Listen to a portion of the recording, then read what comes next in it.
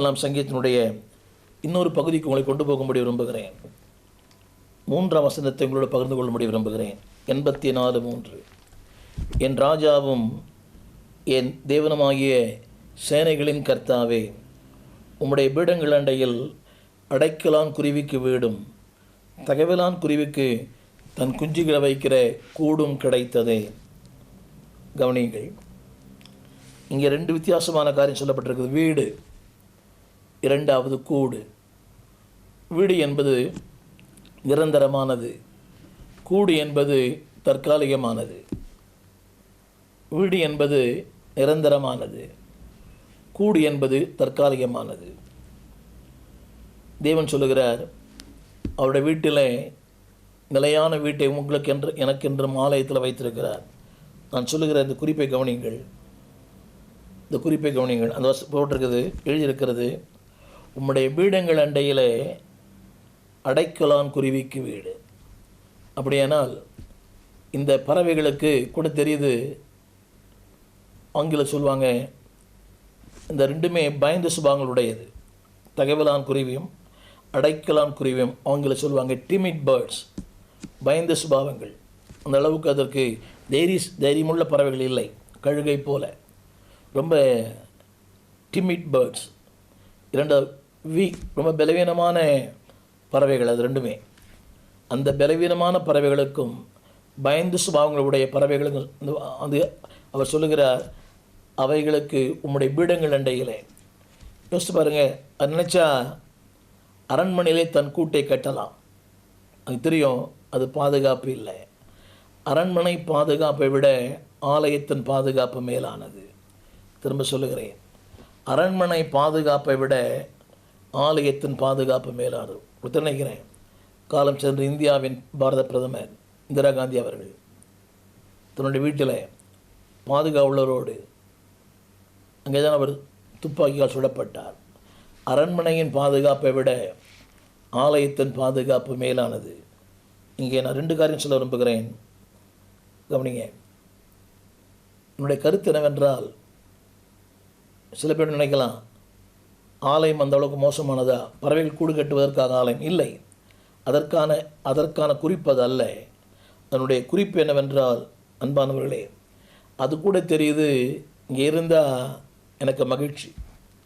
ஜனங்கள் ஆராதிக்கும் போது, ஜனங்கள் பாடும்போது, ஜனங்கள் துதிக்கும் போது அதுவும் சேர்ந்து துதிக்கிறது. 2 காரியம் சொல்ல விரும்புகிறேன். நம்பர் ஒன், உம்முடைய பீடங்கள் அண்டையில், த ஆல்டர். பீடம் என்று சொல்லும்போதே அது என் வாழ்க்கையை மாற்றும் இடம், என்னுடைய எண்ணங்களை மாற்றும் இடம், என் சிந்தையை மாற்றும் இடம். பீடம் கருத்து என்னவென்றால், தி பிளட் வாஷ் ஷெடட், அங்கே ரத்தம் சிந்தப்பட்டது. பீடம், பலிபீடம். அது எதற்கென்றால் ரத்தம் சிந்தப்படுகிற இடம், பலி செலுத்தப்படுகிற இடம், பாவ மன்னிப்புக்காக, சமாதானத்துக்காக, சர்வாங்க தகன பலிகள். அது கூட தெரியுது, இந்த பீடம் என்னை நான் அர்ப்பணிக்கும் இடம். உம்முடைய பீடங்கள் அண்டையில். கவனியுங்கள், இந்த பீடம் என்ன என்பது வாழ்க்கை மாற்றுமிடம். பலிபீடத்தில் பரனே படைக்கின்றேனை வேளை.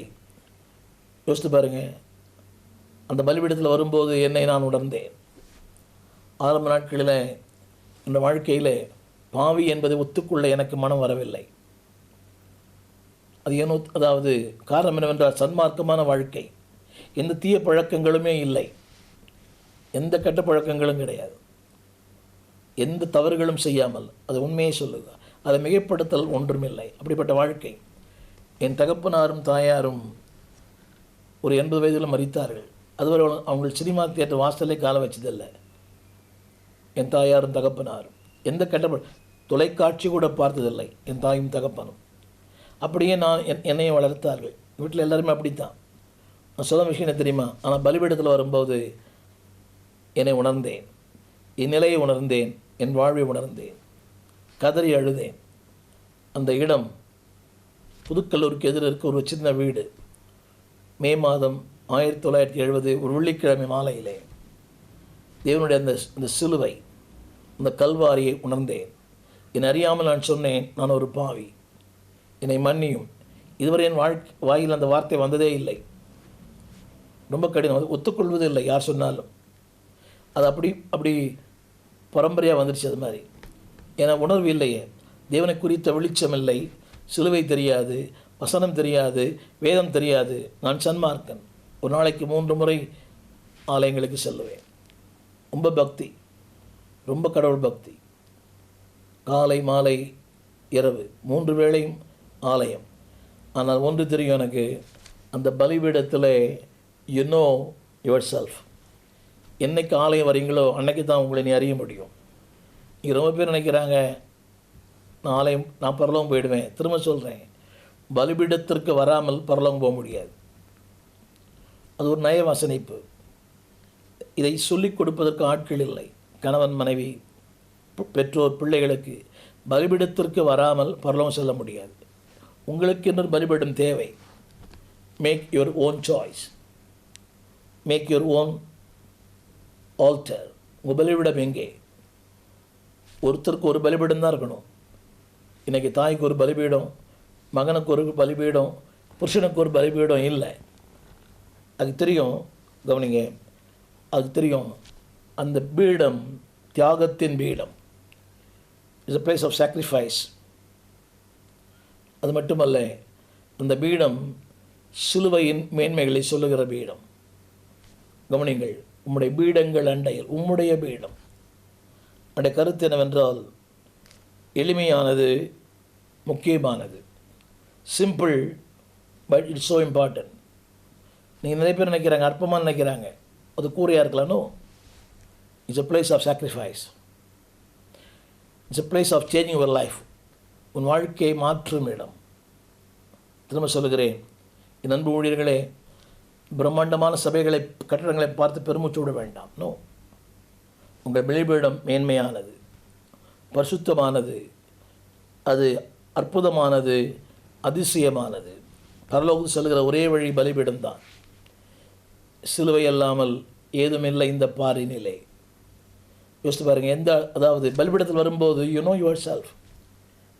இன்றைக்கி அந்த எண்ணமே இல்லை. இதுக்கு வரோம் ஆசீர்வாதம் பெறத்துக்கு. நிறைய பேரை பார்க்குறேன், அந்த திருவிருந்து அன்னைக்கு மந்தையா.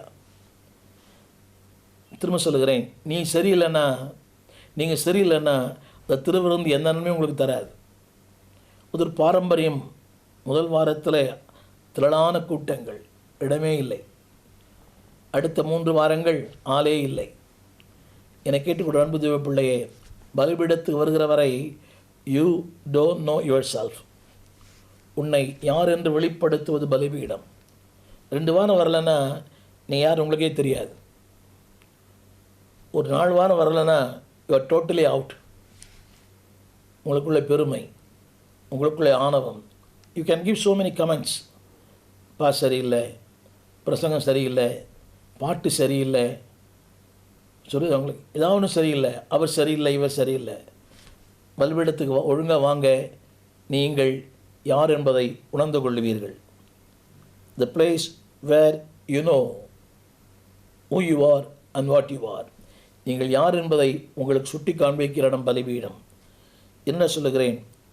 நம்பர் 1, அது கூட தெரியுது. இந்த பக்தன் சொல்லுகிறான், அதற்கு கூட அது கிடைத்ததே, எனக்கு கிடைக்கலையே. யோசித்து பாருங்கள், ஆலயம் செல்லுவது எத்தனை பெரிய பாக்கியம். கிடைத்ததே. வெளிச்சவனுக்கு ரொம்ப நாள் இல்லை. ஒரு 3 காரணம் சொல்லுங்கள். Number 1, the weakest can find sanctuary, the altar, the place of safety. பலவீனமான பறவைகள், அது தெரியும், என் பலவீனங்கள் மாற வேண்டுமானால் பாதுகாப்பான இடம் பலிபீடம்தான். திரும்ப சொல்லுகிறேன், the best place you can be safe. இந்த உலகத்தில் நீங்கள் பாதுகாப்பாக இருக்கிற ஒரே ஒரு இடம் பலிபீடம். கல்வாரி பலிபீடமே, கரை போக்கும் திரு ரத்தமே, பாவங்களை போக்கும், சாபங்களை நீக்கும், இரத்த கோட்டைக்குள்ளே மூடிக்கொள்ளும், சத்ரு தொட முடியாது. The safest place in the world is God's altar.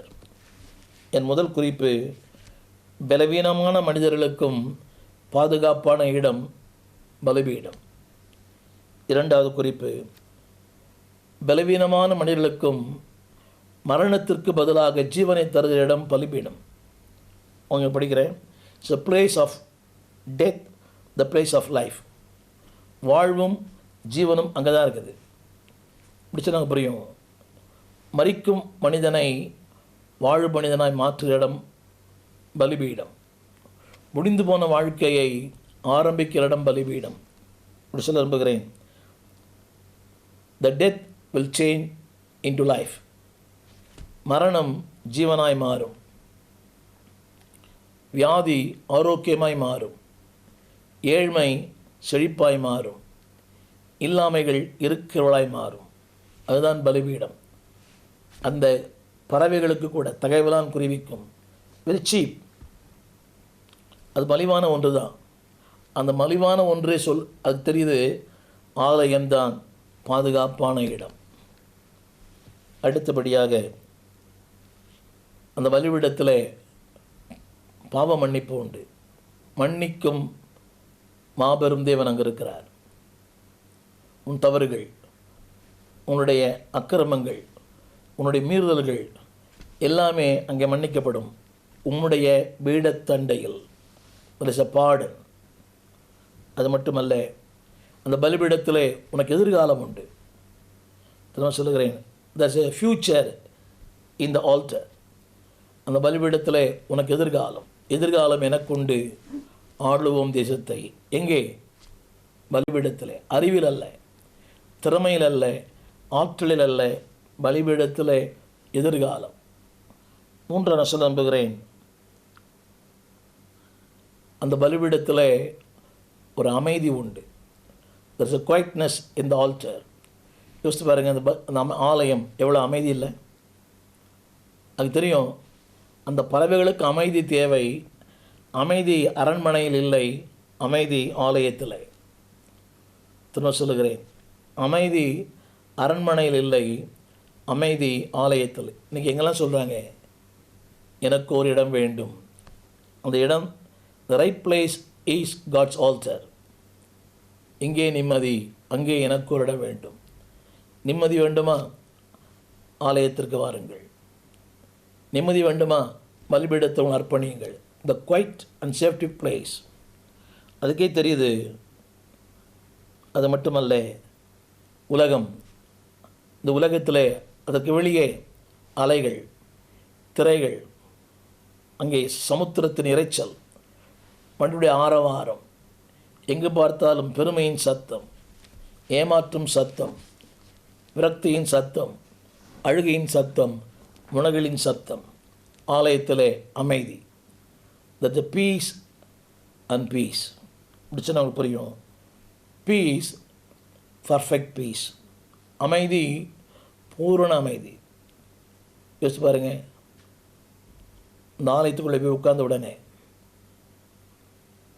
Pastor சுந்தரமையா அப்படி சொன்னார் ஒரு முறை, ஆலயம் உங்கள் பிரச்சனை சிந்திக்கிற இடமல்ல, உங்கள் பிரச்சனைக்கு தீர்வு கொடுக்கிற இடம். Peace, perfect peace. அடுத்தபடியாக the place of starting point. உன் வாழ்க்கையின் ஆரம்ப இடம் அதுதான். உன்னை சொல்லலாம், எல்லாம் முடிஞ்சு போச்சியா? இல்லை, இது ஸ்டார்டிங் பிளேஸ். திரும்ப சொல்லுகிறேன், இது பிளேஸ் ஆஃப் சேஃப்டி. இரண்டாவது, பிளேஸ் ஆஃப் லைஃப், ஜீவன் கொடுக்கிற இடம். புது வாழ்வு தந்தவரே, புது கிருபை தந்தவரே, புது ஜீவன் தந்தவரே. எங்கே? பலிபீடத்திலே.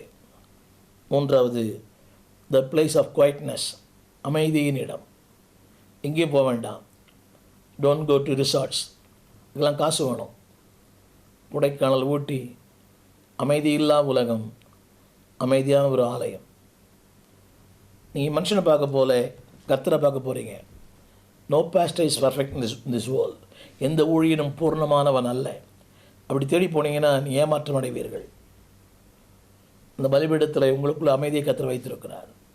Don't leave your altar. உங்கள் பலிபீடத்தை விடாதிருங்கள். கடைசியாக, it's a starting point of life. நீங்கள் உலகமே பிஸி லைஃப். Starting point. இப்படி சொல்கிறேன், வாழ்க்கை ஆரம்பம், ஊழியம் ஆரம்பம், கிருபைகள் ஆரம்பம், உங்களை பயன்படுத்தும் நேரம் ஆரம்பம். இங்கே தெரியுமா, பலிபீடங்கள் இடையிலே நான் சொல்கிறான், என் ராஜாவே, என் தேவன் சேனைகளின் கர்த்தாவே, உம்முடைய பீடங்கள் அண்டையில் அடைக்கலான் குருவிக்கு வீடு, தகையலான் குருவிக்கு தன் குஞ்சுகளை வைக்கிற கூடும் கிடைத்தது. அர்த்தம் தெரியுமா, அதுக்கு கிடைச்சது, எனக்கு அந்த பாக்கியம் இல்லையே. யோசித்து பாருங்கள், டிமிட் பேர்ட்ஸ், வீக் பேர்ட்ஸ், பலவீனமான பறவைகள், பயந்து சுவாமுடைய பறவைகள், அவை கூட ஒரு அறிவு தெளிவு. நீங்கள் சகல கலவலவராக இருக்கலாம், ரொம்ப ரொம்ப அறிவு, ரொம்ப ரொம்ப திறமை, ரொம்ப ரொம்ப ஆர்ப்பாட்டம், எக்கச்சக்கமான ஆட்கள், ஆள்பலம், பணபலம். நீ சில பேர் பார்க்குறேன், பா என்ன அறிவு, என்ன திறமை, உலகத்தின் மொத்த திறமை அவங்களுக்குள்ளே இருக்குது, ஆனால் ஆலயம் போகிறதில்ல, அது வேஸ்ட். என் ஞானம் கல்வி செல்வங்கள் யாவும் ஒன்றுமில்லை குப்பை என்று எண்ணுகிறேன். அழைத்தவரே உம்மை நிலைத்திடவே, அனுதினமும் உண்மையில் வளர்ந்திடவே. அந்த பீடத்தில் இண்டையிலே நான் சொன்ன மாதிரி life, safety, security, sure, satisfaction, அது மட்டுமல்ல ஒரு புதிய ஆரம்பம். எனவே என்னை கேட்டுக்கொண்டிருக்க அன்பு தெய்வ பிள்ளையே, விசுவாசியே, கிரயம் செலுத்திய ஆலயத்திற்கு போங்கள். வாய்ப்பே இல்லை, சென்று பாருங்கள். வாய்ப்பு இருந்தது வந்தேன், அது ஆசீர்வாதமே இல்லை. வாய்ப்பே இல்லை, வந்தேன், ஆசீர்வாதம். Don't miss your altar. உங்கள் பலிபீடத்தை ஒரு நாள் விட்டு விடாதீர்கள். அது உங்கள் பலிபீடம், தியாகம், உங்களுக்காக தியாகம் செய்து அது உண்டாக்கப்பட்டது. சபை என்பது it is purchase by God. தம்முடைய சொந்த இரத்தத்தை தந்து சபையை அவர் ஸ்தாபித்தார். இது என் சபை அல்ல, கிறிஸ்துவ இரத்தத்தில் வாங்கப்பட்ட சபை. I am not the owner, I am only servant. யாருமே இந்த பூமியிலே சொந்தம் என்று சொல்ல முடியாது. ஏனென்றால் இஸ் பர்ச்சேஸ்ட் பை காட், தேவனால் கிரயம் செலுத்தப்பட்டது. அந்த சபையிலே, அந்த பலிபீடத்தில் உங்களை கற்று வைத்திருக்கிறார். இன்னைக்கு இதுவரையும் ஆலயத்தை புறம்பாக்குகிற, அசட்டை பண்ணுகிற அன்பு தேவ பிள்ளையே, டோன்ட் டிஸ்பைஸ் த ஆல்டர். உன் பலிபீடத்தை அசட்டை பண்ணாதே, புறம்பாக்காதே. 1000 காரியம் இருக்கலாம்.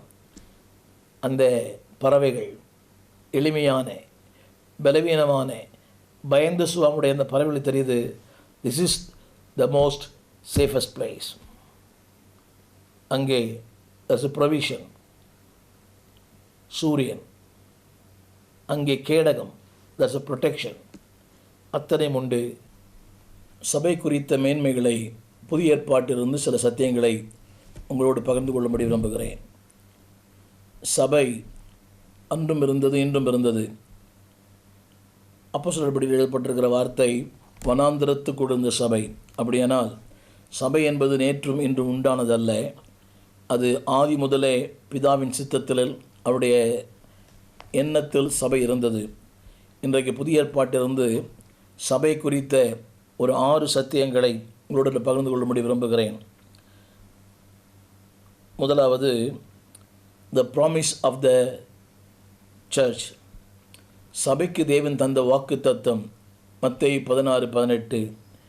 என் சபை, அதை நான் கட்டுவேன். கவனியுங்கள், த ப்ராமிஸ், என் சபை, அதை நான் கட்டுவேன். அந்த நான் கட்டுவேன் என்ற வார்த்தையினுடைய பொருள் ஒரு வாக்கு தத்தம். என் சபை, my church, I will build it. இன்றைக்கு அநேகருக்கு சத்தியம் புரிவதில்லை. இது அவருடைய சபை. செய்தி நன்றாக கேளுங்கள். The promise of the church, சபை கொடுக்கப்பட்ட வார்த்தை என் சபை, அதை நான் கட்டுவேன். ஆங்கிலத்தில் இப்படி எழுதப்பட்டிருக்கிறது, I will build my church at any cost. அதாவது எந்த கிரயம் செலுத்தியாகிலும் என் சபையை கட்டுவேன். அன்பானவர்களே, இந்த பூமியிலே தேவன் எதையும் அவருடைய என்று சொல்லவில்லை, ஆனால் சபையை என்னுடைய என்று சொல்லியிருக்கிறார். அப்படியானால் அந்த சபையிலே அவருடைய எண்ணங்கள், அவருடைய நோக்கம், அவருடைய விருப்பம் எல்லாம் சபைக்குள் இருக்கிறது. தொடர்ந்து செய்திகளை குறிப்பாக கேளுங்கள், கவனமாக கேளுங்கள். Number 2, the purpose of the church. சபையை தேவன் ஏன் உலகத்தில் வைத்தார்? நீங்கள் எல்லாரும் கேட்கிறார்கள், நான் ஏன் சபைக்கு போக வேண்டும்? கவனியுங்கள், சபையை ஏன் தேவன் உலகத்தில் வைத்தார்? எபேசியர் 1:23 அந்த வார்த்தை சொல்லுகிறது, அந்த வார்த்தை எல்லாவற்றாலும் நிரப்பருடைய நிறைவாகிய சரீரமாகிய சபை. கவனியுங்கள், எல்லாவற்றாலும் நிரப்புகிறவாகிய சரீரமாகிய சபை. அடுத்த வார்த்தை, அவரை எல்லாவற்றுக்கும் மேலாக தந்தருளினார். இப்படி வாசிக்க வேண்டும், எல்லாவற்றாலும் நிரப்புகிற சபையை எல்லாவற்றுக்கும் மேலாக தந்தருளினார். சபையானது எல்லாவற்றுக்கும் மேலானது. உங்கள் அறிவை விட, திறமையை விட, உங்களுடைய படிப்பை விட, உங்கள் அந்தஸ்தை விட. ஆங்கிலத்தில் கேட் ஓவர் ஆல் திங்ஸ். என் முதல் குறிப்பு த ப்ராமிஸ் ஆஃப் காட். இரண்டாவது அன்பானவர்களே, த பர்பஸ் ஆஃப் காட். தேவன் எதற்காக சபை பூமியில் வைத்தார்?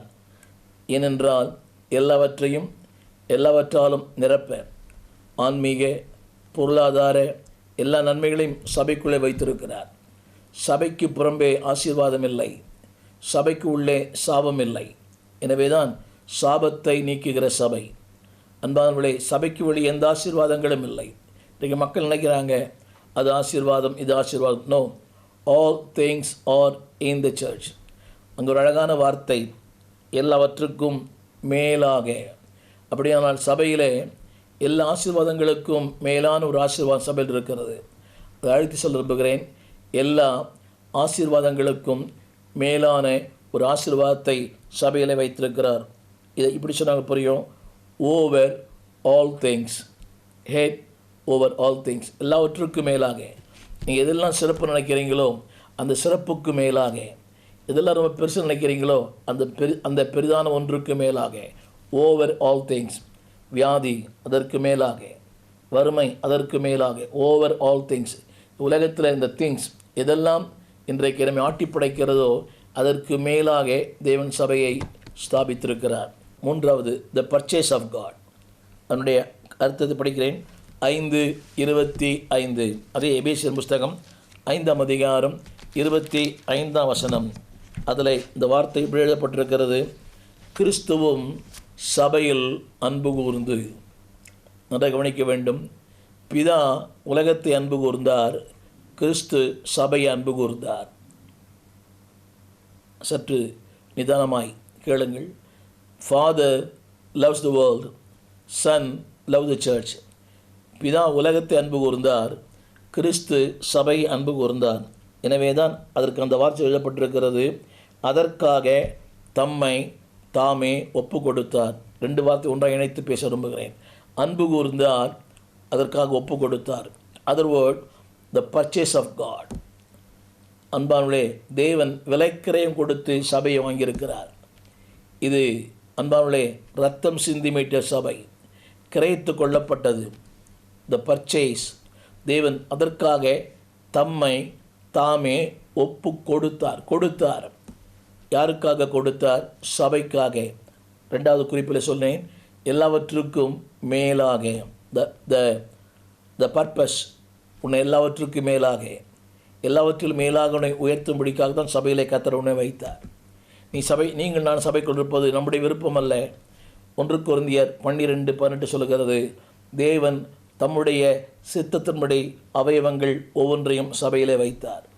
தேவன் தம்முடைய சித்தத்தின்படி உங்களையும் என்னையும் அந்த சபையில் வைத்திருக்கிறார். நீங்கள் இந்த சபையில் வேண்டுமா இருந்திருக்கலாம், ஆனால் தேவ சித்தம் இந்த சபையிலே, நீங்கள் போகிற அந்த ஸ்தல சபையிலே, அது சின்ன சபையாக இருக்கலாம், பெரிய சபையாக இருக்கலாம். காட் செட் என்ற வார்த்தை ஆங்கிலத்தில் பயன்படுத்தப்படுறது. காட் செட், தேவன் வைத்தார். அப்படியானால் உங்களை அவர் தான் வெளியே எடுக்கணும். இன்றைக்கி பல நேரங்களில் தேவன் வைக்கிறார், நாம் வெளியே வந்துடுறோம். அலைந்து திரிந்து சின்ன பெண்ணமாகி அவரை குறை சொல்லி இவரை குறை சொல்லி கடைசியில் அனாதைகளாய் நிற்கிறோம். இல்லை, காட் செட் யூ. தேவன் உங்களை அங்கே வைத்தார். அலையாதிருங்கள், அலைந்து திரியாதிருங்கள். மந்தைக்குள்ளான ஆடுகளாய், மெய்ப்பனுக்குள்ள ஆடுகளாய் தேவன் வைத்திருக்கிறார். திரும்ப சொல்லுகிறேன், தேவன் வைத்தார். உங்களுடைய சித்தத்தின்படி அல்ல, அவருடைய சித்தத்தின்படி. இப்படி சொன்னால் புரியும். காட் பர்ச்சேஸ்ட் யூ, அதற்காக கொடுத்தார். பணத்தை கொடுக்கல, தன்னையே தந்தார். The purchase of God. நான்காக சொல்ல விரும்புகிறேன் அன்பானுடைய த பர்ஃபார்மன்ஸ். சபையிலே என்ன செய்கிறார் அதில் எழுதப்பட்டிருக்கிறது, கரை திரை முதலானவைகள் ஒன்றுமில்லாமல். த பர்ஃபார்மன்ஸ் ரொம்ப முக்கியம் இல்லையா?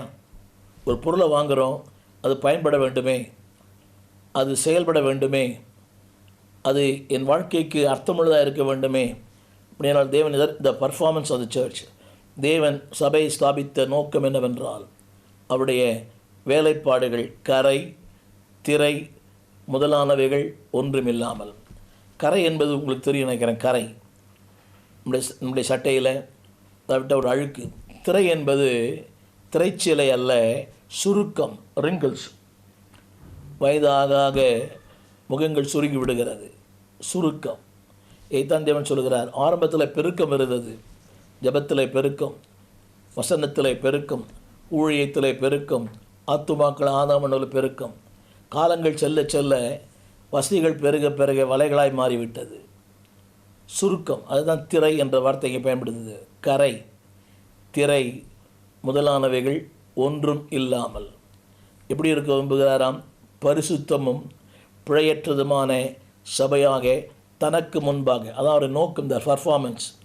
அதற்காகத்தான் அவர் என்னவெல்லாம் செய்ய வேண்டுமோ, கிளை நறுக்கி கலை பிடுங்கி ஒவ்வொரு வாரமும் ஊழியின் மூலமாய், வார்த்தையின் மூலமாய், வேதத்தின் மூலமாய் உங்களோடு பேசுகிறார். நிறைய பேர் இதை பிடிக்கல. ஏன் பிடிக்கலன்னா, I want to be as I am. நான் யாராக இருக்கிறேனோ அவராக தான் இருப்பேன், அதுவே எனக்கு போதும். இல்லை, கரை திரை. கரை என்பது உங்களுக்கு தெரியும், திரை என்பது மற்றவங்களுக்கு தெரியும். கண்ணாடியில் பார்த்து தான் தெரியும் உங்களுக்கு திரை. அது என்ன தான் மேக்கப் போட்டால் அது மாறாது. எனவே கரை திரை முதலானவைகள் ஒன்றுமில்லாமல். அந்த ஒன்றுமில்லாமல் வார்த்தையை நான் அழிச்சொல்ல விரும்புகிறேன். அடுத்த வார்த்தை, அவருக்கு முன்பாக நிற்க. யோசிச்சு பாருங்கள், அந்த மணவாளனுக்கு முன்பாக நிற்க அழகாக சொல்கிறது, தமக்கு முன்பாக நிறுத்திக் கொள்வதற்காக. The performance.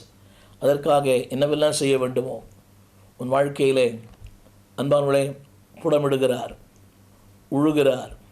உன் வாழ்க்கையிலே பல காரியங்களை செய்கிறார், விரும்பினால் விரும்பாவிட்டால். ஏனென்றால் அவர் நோக்கமெல்லாம் அவருக்கு முன்பாக உங்களையும் என்னை நிறுத்த வேண்டும். எப்படிப்பட்டவர்களாய்?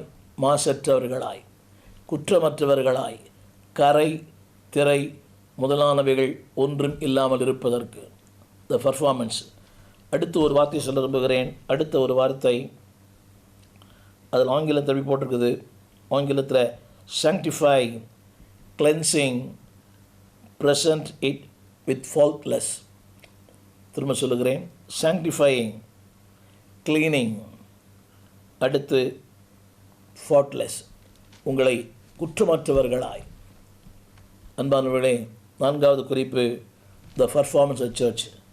ஐந்தாவது குறிப்பு, இந்த பூமியிலே சபை எப்படி வைத்து, the place of the church. நல்லா கவனிக்க வேண்டும். சபை எப்படி வைத்திருக்கிறார்? அஸ்திபாரமாய், தூணாய், ஆதாரமாக வைத்திருக்கிறார். 1 தீமோத்தேயு புஸ்தகம் 3ஆம் அதிகாரம் 15ஆம் வசனம். 1 தீமோத்தேயு 3:15. அந்த வீடு சபை, அது எப்படியாம் இங்கே எழுதப்பட்டிருக்கிறது? ஜீவனுள்ள தேவனுடைய சபை, சத்தியத்திற்கு தூணும் ஆதாரம். அன்பானவர்களே, search is the pillar in your life. உடைய வாழ்க்கையின் ஆதாரமே சபைதான். அந்த வார்த்தையை நான் அழுத்தி கோடிட்டு காட்ட விரும்புகிறேன். ஆதாரம். இன்றைக்கி நினைக்கிறாங்க அது ஆதாரம், இது ஆதாரம். இல்லை, ஆண்டவர் ஆதாரம், 2 சபை ஆதாரம். வேலை நல்லது, ஆனால் அது ஆதாரம் அல்ல. ஒரு நாள் அது இல்லாமல் போகும். அங்கே ஒரு அழகான வார்த்தை பயன்படுத்தப்பட்டிருக்கிறது, பில்லர். அதுதான் தூண். அன்பானவர்களே, ஒரு வீட்டிற்கு எப்படி தூண்கள் முக்கியமோ உன் வாழ்க்கைக்கு சபை முக்கியம். திரும்ப சொல்லுகிறேன், டோன்ட் டிஸ்பைஸ். அசட்டை பண்ணாதே, அற்பமாக எண்ணாதே. நேரத்தோடு சபைக்கு போங்க, முதல் பாட்டுக்கே போங்க. காலம் தாழ்த்தி சபைக்கு போவது தேவனை அவமதிப்பது. பிகாஸ் இது உன் வாழ்வின் ஆதாரம். நினைக்கிற எதுவுமே ஆதாரம் அல்ல. இன்றைக்கு நல்ல உடல் வலிமை, உறவுகள், சம்பாத்தியம் எல்லாம் சிறப்பாக இருக்கும், நிரந்தரமாக இருக்காது. சபை உன் வாழ்வின் தூணாக இருக்கும், உன்னை தாங்கும்.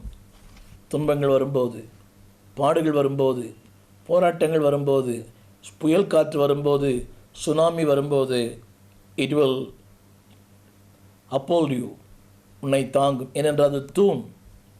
எத்தனை இடர் வந்து மோதினாலும், எத்தனை இடர்கள் உங்கள் வாழ்வில் புயல் அடித்தாலும், அலை மோதினாலும், எவர் எனக்கு எதிராய் வந்தாலும் சபை உங்களை பாதுகாக்கும். அது தூண். அது மட்டுமல்ல, அடுத்தவர் சொல்லுகிறார், அதுவே உன் வாழ்வின் ஆதாரம். 5 குறிப்புகளை திரும்பமாக நினைப்பூட்ட நம்புகிறேன். The promise of the church, சபைக்கு தேவன் தந்த வாக்கு தத்தம். 2வது, the purpose of the church, சபையின் நோக்கம். 3வது, the purchase of the church, தேவன் விலை கொடுத்து வாங்கினார். He loved and purchased, அன்பு கூர்ந்தார், கொடுத்தார். 4வதாக, த பர்ஃபார்மன்ஸ், சும்மா வைக்கல.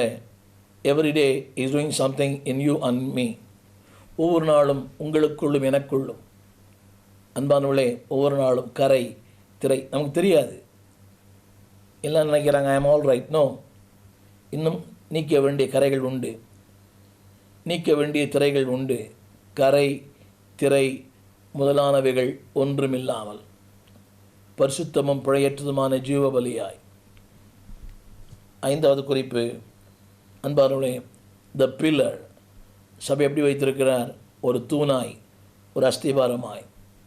இன்னும் ஒரு 3 குறிப்புகளை சொல்லுகிறேன். The calling of the church, 2வது the gifts of the church, 3வது the glory of the church. சபையின் அழைப்பு, சபைக்குள் இருக்கிற வரங்கள், சபையின் மகிமை. திரும்ப சொல்லுகிறேன், the calling of the church. 2வது the gift of the church, gift in the church. 3வது the glory of the church, the calling of the search.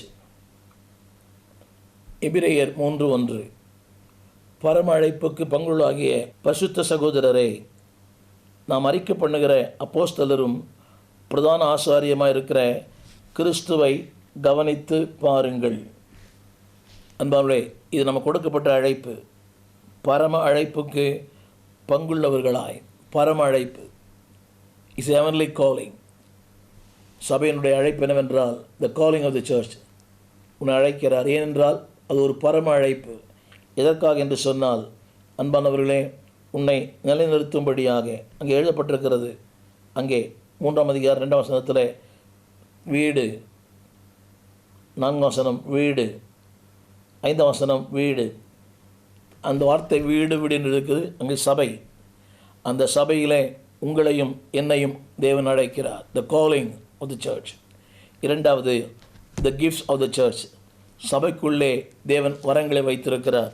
எபேசியர் புஸ்தகம் 4ஆம் அதிகாரம் 13, அப்போஸ்தலர்கள், தீர்க்கதரிசிகள், சுவிசேஷர்கள், மேய்ப்பர்கள், போதகர்கள், த கிஃப்ட்ஸ், இவையெல்லாம் சபைக்குள்ளே தான். The gifts of the church. கடைசியாக the glory of the church, சபை ஒரு மகிமையானது. 5ஆம் அதிகாரம் 32ஆம் வசனம் இங்கே சொல்லப்பட்டிருக்கிறது. இந்த ரகசியம் பெரிது, நான் கிறிஸ்துவை பற்றியும் சபையை பற்றியும் சொல்லுகிறேன். இன் இங்கிலீஷ் எழுதப்பட்டிருக்குது, த க்ளோரி. இந்த ரகசியம் பெரிது, அது மகிமையான ரகசியம். அந்த வார்த்தை எழுதப்பட்டிருக்கிறது, நான் கிறிஸ்துவை பற்றியும் அவர் சபையை பற்றியும் சொல்லுகிறேன். சபைக்குள்ளே வரங்கள் இருக்கிறது, மகிமை இருக்கிறது, மேன்மை இருக்கிறது, மாட்சிமை இருக்கிறது.